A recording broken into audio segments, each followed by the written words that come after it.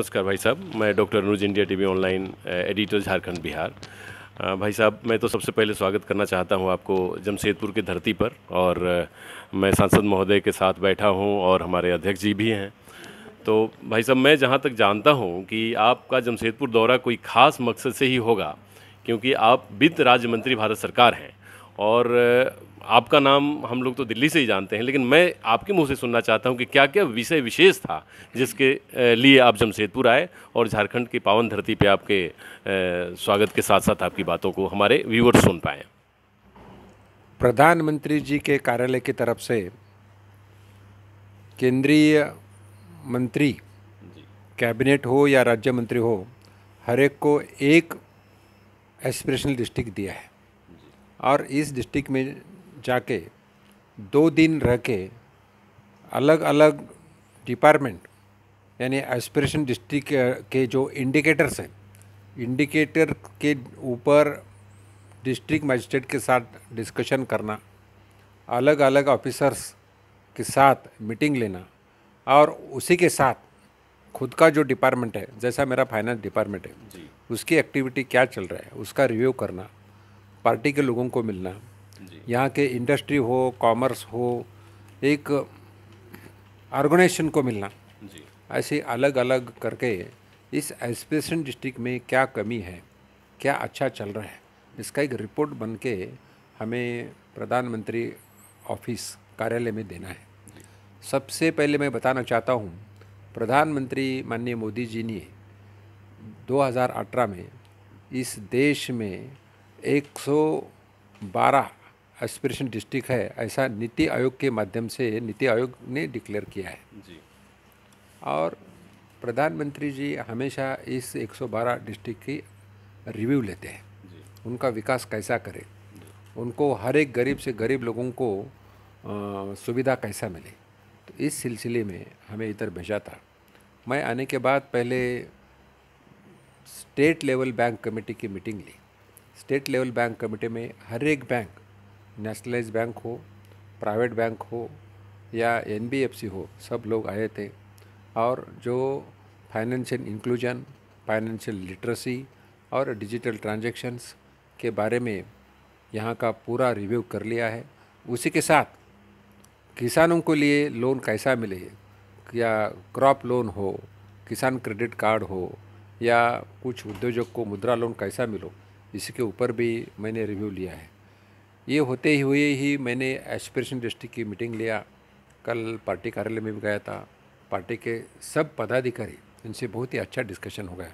और रात को कॉमर्स एंड इंडस्ट्री एसोसिएशन जो यहाँ का है, उनके साथ भी मीटिंग हो गया। तो हर एक लोगों ने मेरे पास निवेदन दिया है, और निवेदन के मैं जाने के बाद इसका एक अच्छा रिपोर्ट बनाऊंगा और नीति आयोग को दूंगा। आज सवेरे से मैं फील्ड में हूँ। सवेरे से मैं 10 जगह जाके 10 जगह, जैसा हेल्थ हो, एजुकेशन हो, बैंक के क्रेडिट लोन्स हो, प्राइमरी हेल्थ सेंटर हो, इस सभी जगह जाके इस ज़िले में जो सुविधा है उसका भी निरीक्षण किया है। उतना ही नहीं तो प्रधानमंत्री आवास योजना जो सभी ट्राइबल लोगों को जो शौचालय दिया है, जिनके घर में उज्ज्वला के माध्यम से गैस दिया है, इन लोगों को ही कुछ मिला। और मुझे बोलने में हर्ष होता है कि एक जो हमारा जो लाभार्थी है, जिसको प्रधानमंत्री जी के योजना से उनको घर मिला है, जिसके घर में गैस की चूल्हा उज्ज्वला योजना से माध्यम से मिली है, जिसके घर में शौचालय बना है, ऐसा एक हमारा ट्राइबल फैमिली के पास मैं गया। दुर्दैव से उनके जो महिला थी, उनके मिस्टर एक्सपायर हो गए, लेकिन उन्होंने हमें रिक्वेस्ट किया। तो रिक्वेस्ट करने के बाद उनके साथ हम सब फैमिली के साथ बैठ के खाना भी खाया। इसमें 2-3 बातें बहुत महत्वपूर्ण लगी हमको। और क्योंकि आप बहुत यशस्वी वित्त राज्य मंत्री भारत सरकार हैं, तो ये ज़रूर मैं जानना चाहूँगा कि झारखंड में जमशेदपुर एक इंडस्ट्रियल बेल्ट है, और इसमें खास करके कैश ट्रांजैक्शन, जिसको डिजिटल ट्रांजैक्शंस वगैरह बोलते हैं, डिजिटल अवेयरनेस, ये सब चीज़ों की बड़ी आवश्यकता है, क्योंकि उसमें लेबरर्स काफ़ी होते हैं, मतलब यहाँ श्रमिक वर्ग के लोगों की संख्या बहुत ज़्यादा है। तो क्या उसके लिए कोई केंद्र सरकार की योजना है, या आप लोग ऐसा सोचते हैं कि यहाँ के लोगों को अवेयरनेस, फाइनेंशियल अवेयरनेस के लिए कुछ व्यक्तिगत आप और सांसद महोदय हमारे कुछ कदम उठाएंगे? मेरे हर जगह, हर स्टेट में या डिस्ट्रिक्ट में जब जाता हूँ तो मैं फाइनेंस मिनिस्ट्री, पर्टिकुलरली बैंक और इंश्योरेंस मेरे तरफ है, तो फाइनेंशियल लिटरेसी के बारे में मैं रिव्यू लेता ही हूँ। वैसा कल रिव्यू लिया है। और यहाँ जो रूरल बैंक है, तो रूरल बैंक के माध्यम से फाइनेंशियल लिटरेसी कैसा बढ़े, डिजिटल ट्रांजैक्शन कैसा बढ़े, इसके ऊपर मैं बहुत ज़्यादा ध्यान दिया हूँ।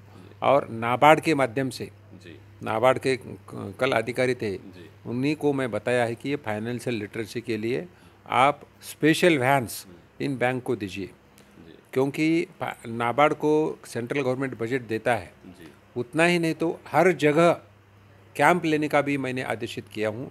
और जब जब कैंप लेंगे तब 6,000 रुपये नाबार्ड उन बैंकों को देता है। तो एक तो फाइनेंशियल लिटरेसी और डिजिटल ट्रांजैक्शन बढ़ना, फाइनेंशियल इंक्लूजन बढ़ना, इसलिए मैं निर्देश दे चुका हूँ।